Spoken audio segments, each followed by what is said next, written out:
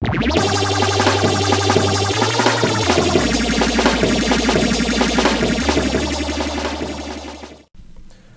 what's up, my loyal fans? It's me again, Immune to Gravity. Again, I'm kind of been on a little, retreat from reading fanfictions, but, I guess this time around I owe you guys an explanation. See, what happened was my aunt was actually visiting, and, I haven't seen her in like a year. So I just wanted to do stuff, you know, me and my family wanted to go out and show her Texas, because she's from the Netherlands. But anyway, I guess not being around the bush, time to get to what I hope will be the last installment of this fanfic, because I want to get on to the next one. Okay. Too Much Affection, Part 3, by Draconian Soul. Night Eternal, as in forever? Spike gulped, not liking the foreboding implication of the name. So, I'm fated to my decision for life, huh? Well, not exactly, Twilight replied, trying to lift the dragon's hope. It says whenever you see the star, you are allowed to make another wish, so it could potentially cancel out yours. This news brought a spark of faith to the young dragon. Really? So when does it return so I can revert my wish? Well, according to this book, Twilight's optimism soon shrank as she continued reading on. The next time the star will come around is in around 1,000 years. Hang on a second, so this star only comes around 1,000 years? It makes me think, what are the odds that Spike alone in all of Equestria would see this star and wish upon it? Because, I mean, how many other opponents could have done that? What are the odds? 1,000 years, Spike explained, near panic. That's her entire lifetime. Spike flopped on the ground and covered his face with his claws. Why did I ever wish this upon myself? Twilight felt sorry for the dragon. It'll be alright, Spike. We'll find a way to reverse this wish. How are we going to do that? Well, we could always go to a certain zebra who could probably find a concoction for your troubles. Zecora, of course! Spike had never even considered her for the job, but now that it was suggested, it seemed like the most logical choice to him. We'll go first thing in the morning, Twilight stated. In the meantime, I think you should get some rest. Look like you had a long day, week for that matter. Yeah, Spike chuckled before heading upstairs. You're telling me. Twilight was woken by a rapid tapping on the front door. She groggily got out of her bed to see who was tapping on the door, though she had a sneaking suspicion of who it was. When she opened the door, her suspicions were proven true. Twilight, I've come to pick up Spiky. Rarity's eyes twinkled in anticipation. We have a big day ahead of us. Rarity, I don't think now's a good time. Why not? Rarity asked, poking her head through the door, trying to see if anyone else was inside. Twilight continued to block her vision, slightly agitating Rarity. Is something wrong with Spiky? Actually, Twilight began, trying to make a diversion so Rarity would leave. He's suffering from a severe case of influenza. Oh no, poor Spiky! I have to go see him. Twilight blocked Rarity from entering the library. I don't think that would be a good idea. I've done some studies on dragon influenza. It's highly contagious and can result in others catching the same nasty symptoms that he has. I don't care if I get sick, so long as I get to see him, Rarity stated. You don't understand, Rarity.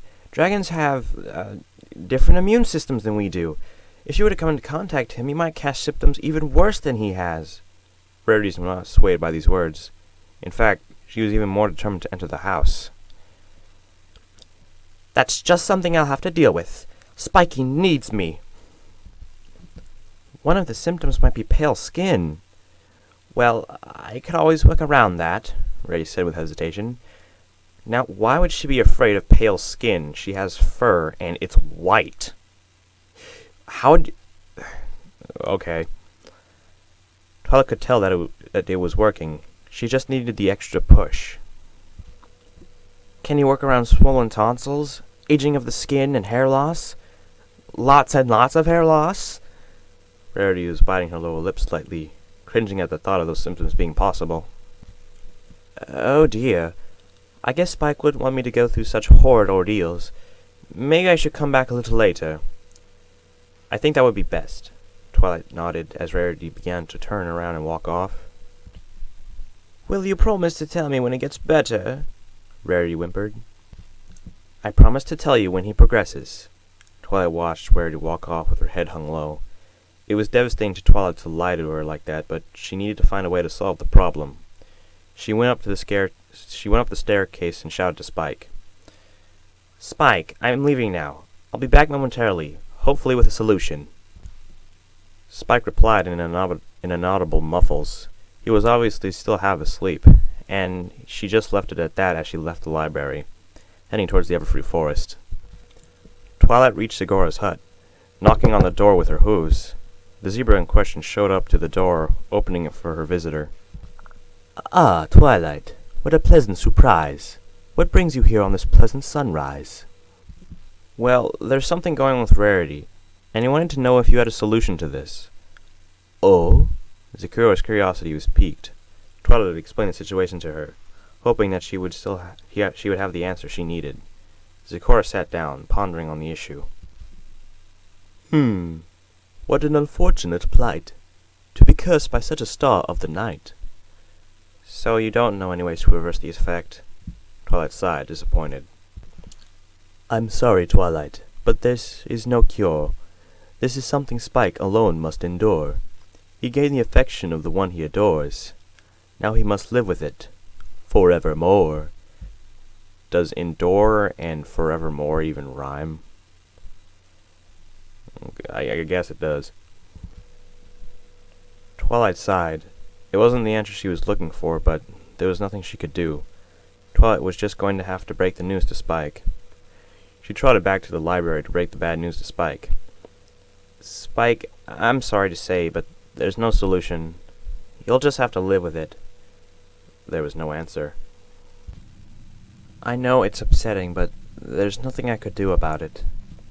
Still no answer. Twilight was starting to get wary about why there was no answer. She walked up the stairs to the bedroom and noticed it was empty. Unkempt bed. Spike was nowhere to be found. Twilight checked the bathroom, the library again, and even the kitchen, but the purple drake was nowhere to be seen. She trotted in place nervously, trying to understand where he could have gone, when she noticed a piece of paper lying on the table. Twilight, I wanted to come back and see if poor Spiky was okay, and to my delighted surprise, he was in the kitchen fixing himself something to eat. It's a good thing dragon influenza isn't too potent, huh? Anyway, I took him with me to Sugar Cube Corner for some relaxation. I just wanted to let you know where he is at this time. See you later.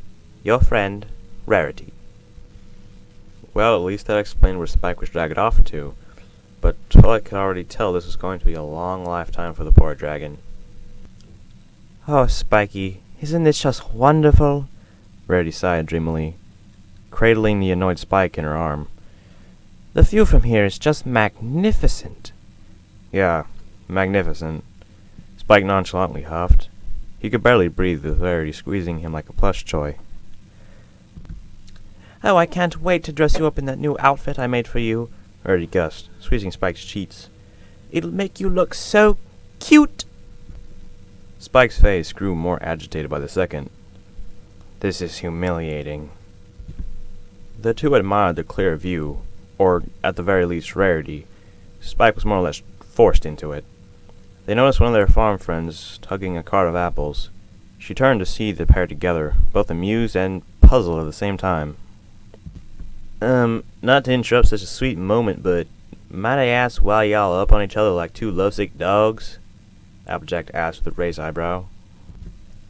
Oh, no reason really, Rarity began softly. We're just sitting here enjoying the nice cool breeze with Spiky over here. Isn't that right? Yeah, sure, Spike answered nonchalantly. His expression, however, was different, as if imploring Applejack to help him out of his situation. Well, if I do say so myself, Spike over here doesn't look like he's enjoying himself much. Whatever do you mean? Rarity asked, unaware of what Applejack was implying. Well, you see, as ironic as this might sound, don't ya think you might be a little too obsessive over the little guy? How dare you! You have the nerve of implying that. I'll have you know that he enjoys my attention and hasn't complained about it yet. 'Cause y'all haven't given him a chance to explain. Spike wouldn't dare say what he was thinking out loud, especially since it could potentially hurt Rarity, though he had to admit Applejack hit the nail on the head. The farm pony just rolled her eyes and continued about her business, noticing Twilight racing towards Spike and Rarity. Ah, Twilight. Rarity, happy to see her friend. I see you received my note I sent to you. Yeah, I received it, Twilight said stoically. Oh, I was so worried about Spiky Wikey, I had to go check on him. To my delight, he was up and about, feeding his cute little tummy. She began rubbing Spike's belly, causing him to blush in embarrassment and making Twilight internally gag. Who would have thought dragons could get over illness so quickly? Yeah, must have been a miracle, Twilight sarcastically replied. I know. I thought a day would be ruined because of that, but it was just a minor setback. And look at us now, resting under a nice shady tree, enjoying the view before we began our long, eventful day. Glee filled Rarity's voice as he smiled fondly at what she had planned for Spike and her to do.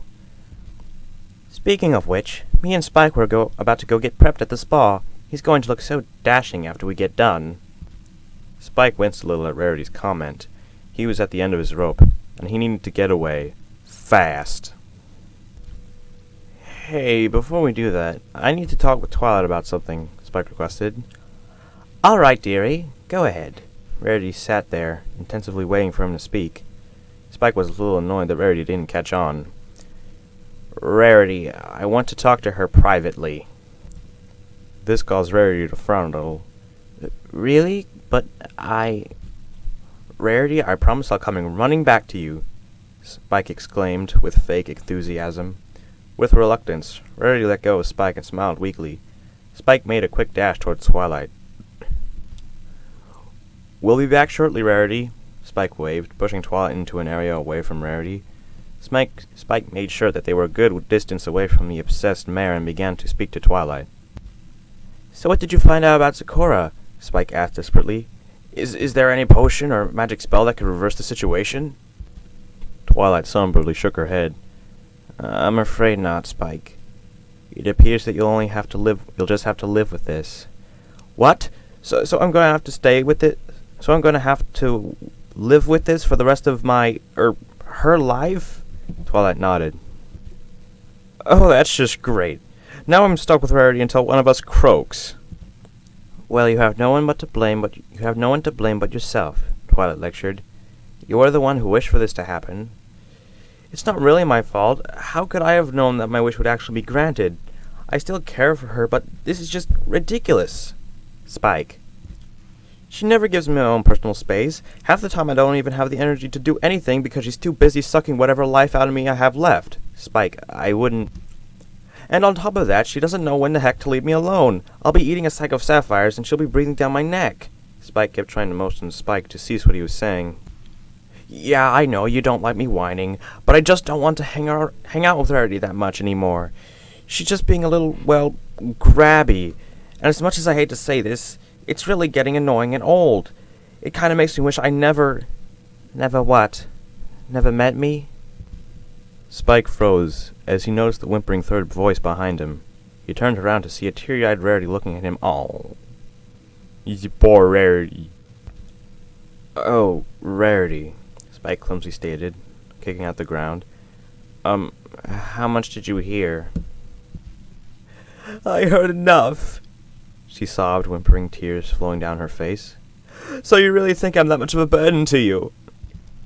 Well, Spike was struggling to find a way to bounce back from these words, but he failed to find anything to say. It's fine, Spiky, Rarity interrupted, sniffling. I understand. You've lost interest in me. Wait, No, that's not. I'm nothing more than an annoying pest to you that you wish never existed. So I'll do you that favor. I'll stay as far away from you as possible. Rarity, that's not. Goodbye, Spike. Rarity lowered her head, still crying, and trotted away from the dragon. Spike stood there with a pained look on his face. He hurt the pony he cared the most about. Great. Now I feel like the lowest scum on the planet, Spike sighed, turning towards Twilight. Well, while you could have been a little nicer in your wording... Oh wait, I sound like Rarity. Well, while you could have been a little nicer in your wording, Twilight began, this won't be the end of the world. I'm sure she'll get over this soon. She just needs some space. Space. Space, Spike repeated, his words like some sort of revelation. That's how I got into this situation in the first place. I didn't respect her privacy before, and now I got my wish. I selfishly wanted her to respect mine.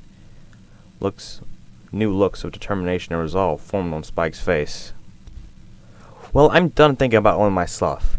I'm going to find Rarity and accept what I brought myself into. Spike darted towards the boutique, in hopes to make everything right again. Spike opened the door to the boutique and walked in. It looked empty and dead, with nothing but the ticking clock making a sound. Opal was asleep in her basket, oblivious to any movement the purple dragon was making. Rarity? Spike called out. There was no answer. The windows inside the boutique would close, making it desperately dark and eerie. Oh god, I hope Rarity doesn't, kill herself or something. Rarity? Though he didn't receive an answer, he did hear soft sobbing of distressed pony coming from upstairs. He slowly climbed the stairs leading to Rarity's room and pushed her bedroom door open. Inside lay the distressed-looking mare with a ruffled mane in her robe. Spike also noticed that she was sucking on the fire ruby he gave her, tears still welling in her eyes. This was a sad display in more ways than one. Rarity? Spike? Rarity noticed the young Drake walk in and turned away from him. Please, leave me alone. I don't want to be around you if you don't want to. But that's the thing. Spike began to climb on top of the bed and sit by her. I do want to be around you. Rarity sniffled a little and rubbed her eyes in disbelief. You're lying. No, I'm not, Spike refuddled, rubbing Rarity's back in an attempt to calm her down. I mean it, Rarity. I want to be around you. But out there, you are ridiculing me for being too obsessive. Yeah, I did do that, didn't I? Spike frowned and rubbed the back of his scales. But all of that was unjustified. I claimed to have one in my own space, but failed to give you yours. Rarity turned toward Spike with a confused look. Even when you needed your own breathing room, I always insisted on helping you and following you around until you had to make me go home. And now that you started doing that to me, I've been acting like a jerk and being selfish for that, and I'm sorry. Rarity still didn't understand what he was talking about, but he sounded sincere about it, so she listened to what he had to say intently. Rarity, whatever you want to do with me, I won't complain. I asked for this anyway, so I'll own up to it. Spike bore a heavy smile on his face, causing Rarity's tears to fade. She couldn't stay upset at her little spiky wikey staring at her like that. Oh, come here. Rarity embraced Spike in a hug, smiling softly at him. Spike hugged back, as they sat there just enjoying the moment. This is what Spike wished for, so he was going to handle and accept it. Spike? Yes, Rarity? This is nice and all, but could you please explain why we're hugging each other now? Spike let go of Rarity and noticed that she was wearing a very confused look on her face. Matter of fact, why are you even in my bedroom? And she felt the salt tears on her face. Was I crying? Spike could almost feel his happiness well up inside of him. His Rarity, the old, non-obsessive Rarity, was back. Spike, what's going on? Spike explained to Rarity about the star he wished on, what had happened in between, and why she was sitting in her bed wallowing in tears with a fire ruby in her mouth. During the time, Spike had come to a realization. The only way she could possibly undo the wish, if he wanted, was to accept the fate brought into whoever used the star. That doesn't make any sense, but I'm not going to argue with the writer. After the explanation, Rarity's suspicion turned into soft, sympathetic giggles. "Well, it seems like you went through quite a week, Spiky Wikey," she stated, winking at him. "Well, yeah, I guess I have." Spike laughed, blushing. "I'm sorry for using it to force you to—" "No need for apology, Spike," Rarity interrupted. "As long as you learn from this good experience, I don't see any reason for it to linger on. Now, how about telling Twilight the good news while I try to find a way to tidy up this place after my little drama fits?" "Do you need any help with that?" Spike asked. "Because I could—" "Spike?" Rarity raised an eyebrow at Spike, lightly chuckled, catching on to what he was about to do. "Oh, right. Yeah, I'm just going back home, then." Backing up awkwardly, he began to leave Rarity's room.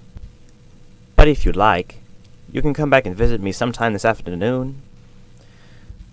Spike was about to let out an eager yes flow out his mouth, but after remembering this week's events, he decided against it.